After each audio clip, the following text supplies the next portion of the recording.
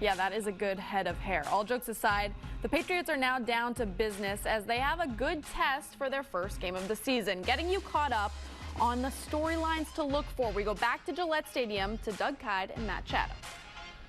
Preseason is over.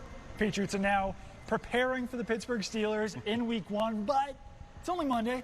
Still got a lot of work left to do, but the one thing the Patriots definitely do know is that Steelers offense does look a little different than they're used to. No Le'Veon Bell at running back, no Antonio Brown at wide receiver. So now you've got James Conner there at running back. Jalen Samuels is his backup. Dante Moncrief probably is the number 2 wide receiver behind Juju Smith-Schuster. So definitely some different names in there, but you still got Big Ben, still got the same offense, and they still basically look the same. Yeah, I think it's the concepts they'd be most concerned with. The faces change a little bit about who's going to be set in that offense, but as long as they know the scheme, they can start preparing now and then starting to study the players individually. So this is kind of what it was all about in the NFL.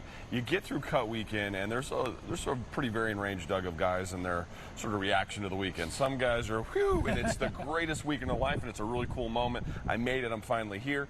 There's a handful of guys on there. I was like, okay, thank goodness that's over because I'm a part of this organization. I wasn't going anywhere anyway. So, but you get out of that little window, and knowing it's the New England Patriots, transactions may not be done. You got to be awake and alive and have a great week of practice because there could still be a transaction on Thursday or Friday or something like that.